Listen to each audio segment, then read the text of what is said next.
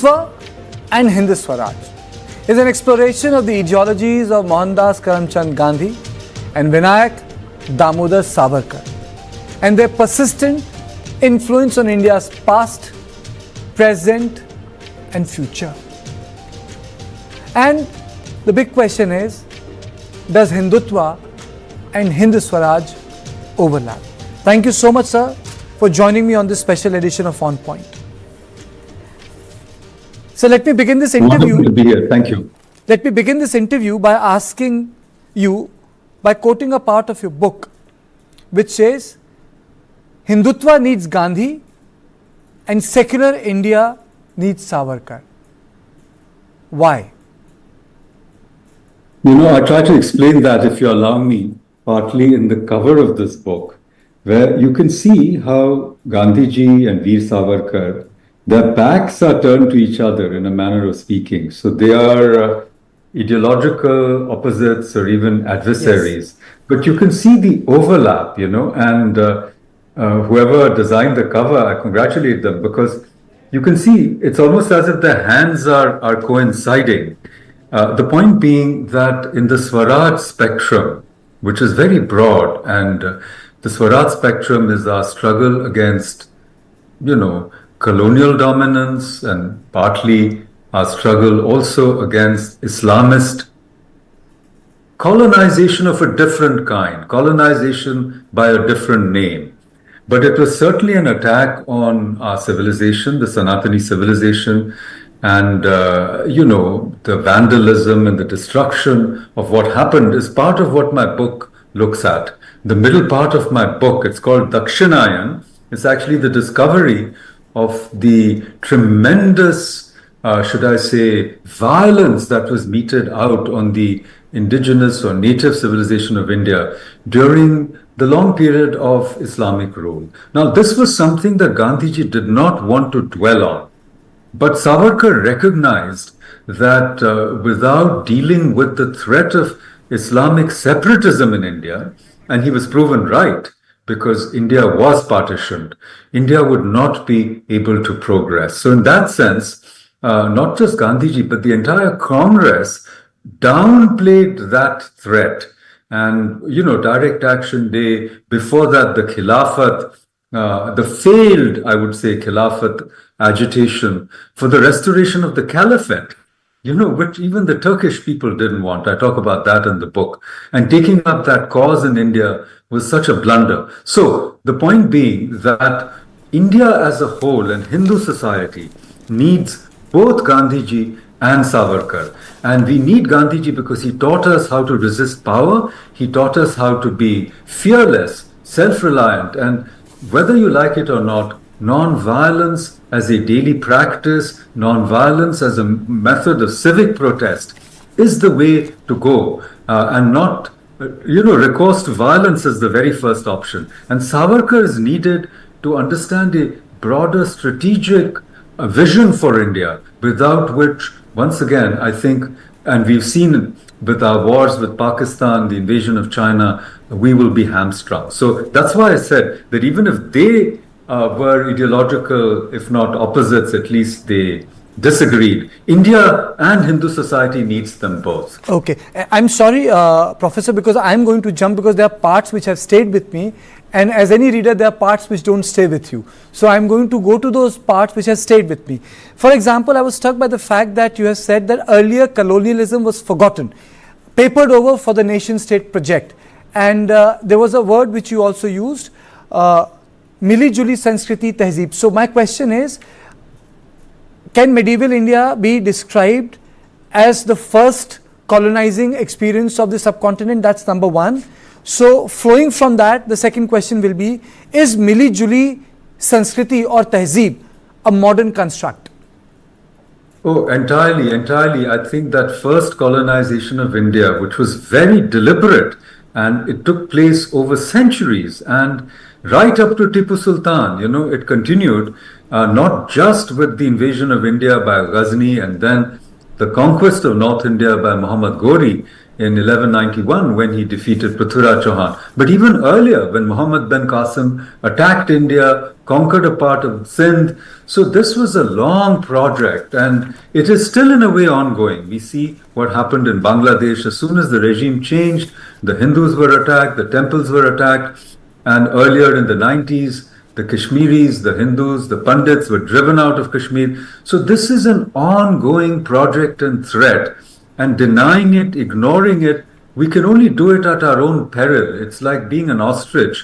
And in fact, unfortunately, if the ostrich has its head in the sand, its neck in the sand, then of course someone will go and chop off its neck. So this, unfortunately, was the plight of Hindu society, unable to understand the real threats that it faced. And Savarkar was one of those who identified these threats and expressed them very clearly. Whereas Gandhiji was willing to go to whatever extent, you may call it appeasement, you may call it, compromise, in order to have a unified India, which was, of course, a very noble project, but not at the expense, as it were, of Hindu interests.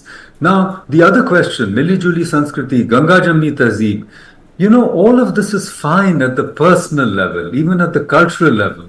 Everything that we do today is a legacy of those 800, 900 years of coexistence, intermingling, music, food, cuisine, as we know in North India, dress, even the topi that Savarkar wore, if you go back to its origins, maybe there is an Islamic influence in that very hat that he was wearing.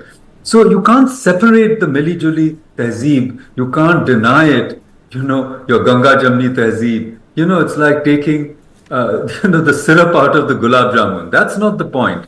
But to understand that when it gets politicized, when it becomes a political ideology, as it was for the creation of Pakistan at the hands of the Muslim League, then that Mili-Juli doesn't work. Then it actually becomes an existential threat to one side. Sayyid Ahmad Khan, people haven't seen that he was actually the progenitor of the two-nation theory. He articulated it so very clearly many, many years before the Muslim League. So the point really is that it is not a matter of cultural chauvinism or purification, but it's an understanding of the politics and the dynamics and the ideological opposition. And then once the politics gets weaponized, right? And once you have jihadism, which becomes almost a state ideology, then the Hindu side has to wake up. That's the point of the book. And that's what Hindutva was. Hindutva was a response to what Savarkar saw as this tremendous threat to India and to Hindu society. You wrote that political Islam is like communism. It erases the past. Indian politics could not defang it. Gandhi failed to comprehend it. Savarkar understood but had no response to it. So my question to you is flowing from another chapter which you wrote, which is forgetting. Do you think we failed to respond because civilizationally we had a different sense of time, where ability to remember and forget were both simultaneously operated at a civilizational level? Does it flow from that? Very, very true and very well put. Hindus have a unique, I would say, ability, or you might even say facility, for principled forgetting. What does principled forgetting mean? It means you're going beyond forgiveness. You are really not dwelling on those aspects of the past which can tear you apart. And it's very interesting how in our own records, we have no historical record of Alexander's invasion, which is one of the biggest events in ancient Indian history. In fact, we time so many things because we know the precise chronology of that invasion, even better in many ways than we know the chronology of the Buddha, which happened, 150 years before that. So, but we have no record of that. And even our understanding of Purusha and, Porus comes from Greek history. Similarly, Muhammad of Ghazni invaded India 17 times and we have no record of it at all. So we are a people of principled forgetting, but also of remembering. See, we remember somebody like, Lord Rama, who may or may not be a historical figure. It doesn't matter to us. But he's a civilizational hero, and we remember him over and over and over again. So we have a completely different ethic of remembering than, say, the Jewish people, who never forget, who remember every cut, every wound that was inflicted on them, right? But in a way, in modern times, Hindus had to learn the importance of history. We entered history in a very violent way through British colonization. And I believe we have come to a point where even if we are not the masters of history, as we try to be masters of time, Kala Bhairava, we are Akalis in the sense that we are Kala Atit. Every Hindu wants to transcend time and space. So we have that civilizational ability, but now we have to deploy it politically, we have to deploy it civilizationally, we have to form a state which can be simultaneously in time very effective and yet have the ability to transcend the limitations of time and space. And only then we can be a Vishwaguru. So some of these things are in the book. You have written also about history. So what is the function of history, Professor? You write, misjudged past leads to distorted present and future jeopardized by prejudice and falsehood. So can there ever be a history disassociated or decoupled from the power of that way? Is it ontologically possible? See, you're a historian yourself, so you know that history has multiple meanings. In my book, I show how the modern notion of history, based on a certain form of evidence, documents, inscriptions, verifiable evidence. This is a modern construct. Even the West didn't have it more than about 200 years ago. But we have multiple ways of accessing the past in India. Oral narratives, memories. There are memory studies now all over the world which are important. Not just the kind of history that is taught in universities and codified, in books, but epics, poetry, So India has a rich methodology of accessing the past. But the history as we know it from the Western standpoint is also really important, because otherwise, how do you learn from the past? And even today we have that problem. We are so much in denial on both sides. I mean, the whitewashing of the ravages of Islamic conquest of India is one problem. The other side wants to write a history without Akbar, without Babur, without Aurangzeb, a history based only on the response, only on Rana Pratap and Shivaji. You can't write a history by ignoring all that. So just as you can't ignore the Vijayanagar Empire, the Pallavas, the Cholas, you can't also ignore the Mughal conquest of India. So you need a history which is not a revenge narrative. And you also need a history which is not denialism and negationism. And this kind of intermediate hermeneutics is what I call it, anvikshiki, an examination of the past with, should I say, the main objective of discovering the truth. That will help us become a great nation once again. That will bring about the Renaissance of India, which is really as yet not yet a complete Renaissance progress. Is a European word, and you have used it here, Renaissance,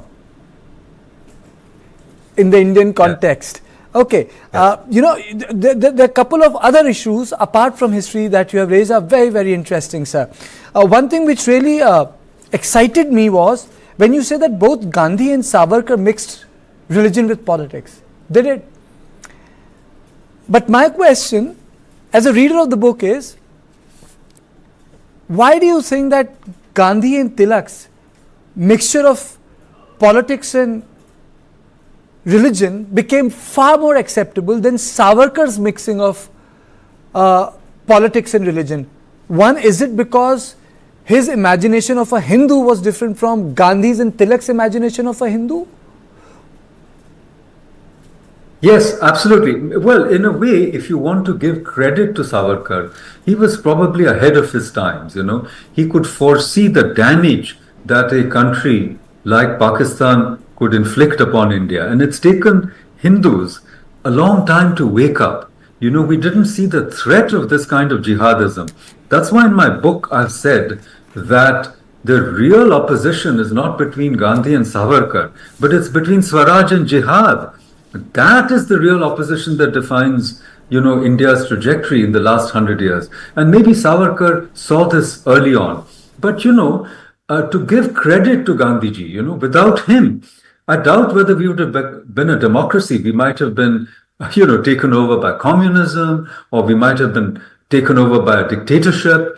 So what Gandhiji did, awakening the conscience of the nation, bringing millions into the freedom struggle, his contributions cannot be denied. And it's very unfortunate today that there is an attempt to make Gandhiji some kind of traitor, a collaborator of British colonialism, or even anti-Hindu.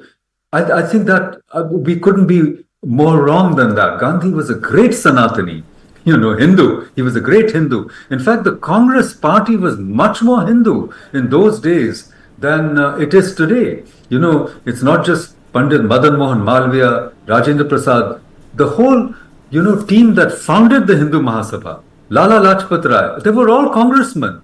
Keshav Baliram Hedgewar was a congressman. So the Congress was a broad tent. It was not the anti-Hindu type of party that it is perceived to be today. And I must say that Savarkar was also responsible for this rift, because when he became president of the Hindu Mahasabha, he tried to radicalize the Hindu Mahasabha, and he took it in a direction, which was so anti-Congress, so anti-Gandhi, that it harmed the Hindu Mahasabha. In fact, they won no elections at all, never, even after independence. And they actually formed collaborative governments with the Muslim League for, so to speak, pragmatic reasons. But that's why Savarkar was never a popular leader. He never won an election. And the mass of Indians, they never appreciated him. They never liked his brand of Hindutva. And these are facts that we can't ignore. So Savarkar has become a kind of national mascot only in the last 10 years or so, 15 years or so, when the Hindus, as a political entity, as a vote bank, as should I say, as people who have awakened to how important it is for them to consolidate, thanks partly to the BJP, have they recognized how important Savarkar's contribution was? Sir, in context of the word colonialism, does Western academia accept the Islamic invasion as colonial? Because a lot of left-wing writers, a lot of other writers who do not concur with it would say that it was a collaboration. For example, a lot of Hindus and Muslims, people from different backgrounds, fought with each other. For example, 1857, a lot of the Rajas, Hindu Rajas, collaborated with the Company Raj. A lot of Rajput kings were in some sort of a alliance understanding with the Mughal Empire? Totally. Actually, all colonial projects are collaborative. And if you think that Indians, both Hindus, Muslims, also Sikhs, who became the backbone of the colonial army, didn't collaborate with the British, then we have a very mistaken idea of colonialism. Colonialism is always collaborative. It's a collaboration between the rulers and the ruled, and it's incentivized in a certain way. So the Rajputs under the Mughals were incentivized to collaborate. Absolutely right. But that doesn't mean it wasn't an occupation. That doesn't mean it wasn't a form of colonialism. Now, it's because the left doesn't want to accept it, including Edward Said. I've talked about that. Because the left and the Islamists are collaborating the world over, in pushing back against Western imperialism. And so that history of the whole world has been denied and papered over. And I've said that the left in its extreme form, in its Stalinist or Maoist extreme, is also a cult of death, as jihadism is. And that's why they are natural collaborators. But the Hindus love life. We are the people who want rasa. We want to, juice life. And so the real fight is between those who love life and those who love death. The death cults, which are haunting the world even today, the death cults of communism, which produced millions and millions and millions of mass graves, whether it's in China, 40 million people died in Mao's terrible experiments, the Great Leap Forward, the Cultural Revolution, they died of starvation, privation, the gulags and the death camps of the Soviet Union, the Moulin Rouge, the Khmer Rouge, not the Moulin Rouge. In Cambodia, it's terrible, these death camps. And you see the same thing with the jihadists, They love death, they want to kill others. And even in LTT, you saw this cult of death. So I think there's a different way of configuring history, Thanatos versus Eros, if you want to use Freud. And I think we have to explore, in my Itihas Mimamsa, I want to explore all these different ways of understanding the past. And just as a coda, as a footnote, as a student of literature, I've always found historians poaching on literature, and using it as raw material. I reverse the gaze. As a student of literature, I want to show how, literature gives you a better insight into history. I've shown it with Tolstoy in my book. I've shown it with, E.M. Forster, Passage to India. And the greatest example from India, Raja Tarangini by Kalhana, which is a kavya and not an itihasa. If I've got your book right, what I understood at the end of the book was that the only way to decolonize the mind is to break the conspiracy of silence. Absolutely. You have to speak out, but also anvikshiki, intermediate hermeneutic. So when you're faced with a polar opposition, with a polarization, whether it's ideological, political, intellectual, cultural, social, civilizational, the way is not to identify with one side. That is debilitating. That is allowing yourself to be recolonized, as it were, by, these ideological operations and operatives, and get instrumentalized. The way is not to identify with any one pole, whether it's a Gandhian pole or a Savarkarite pole, but to be able to negotiate between these two poles and critically examine.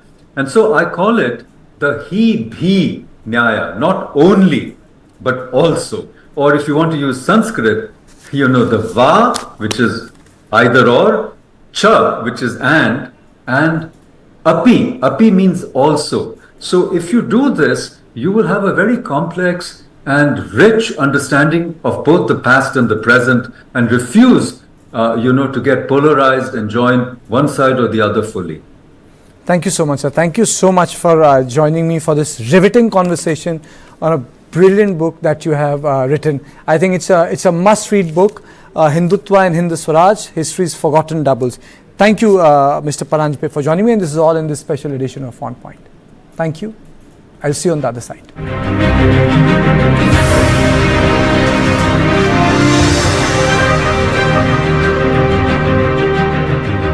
Associate sponsor. Ever ready? Give me power. Give me red. पढ़ता है, खेलता है, झूलता उछलता है, दौड़ता कभी कभी दौड़ कराता है, आगे आगे बढ़ता है इंडिया, अमूल दूध पीता है India.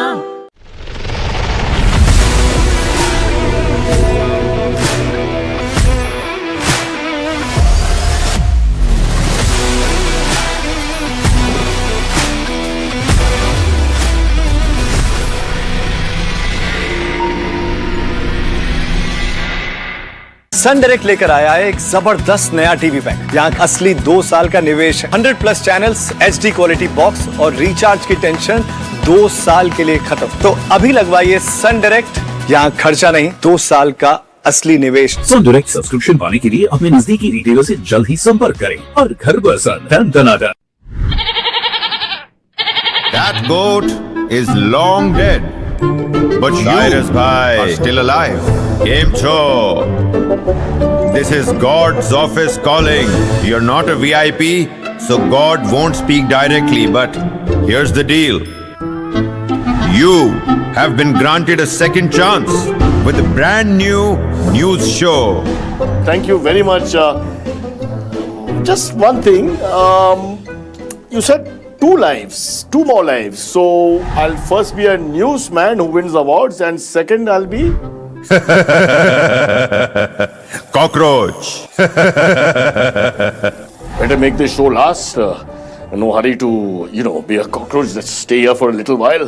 Don't want to be a cockroach. Apparently, they have lots of issues, like being stamped upon. Which is the same thing as a newsman. I mean, they're not that different. How do you, sell, or how do you market, how do you brand men's deodorants, perfumes, and face washes and other grooming products? What is your, marketing strategy? Well, for us, the idea is to, paint the right character on the brand. I mean, because we strongly believe that the consumer connects with the brand personality. So that is where the ethos lies, the main thing. It's not just about the product, it is about the personality of the brand itself, and who this brand represents, that is very important here.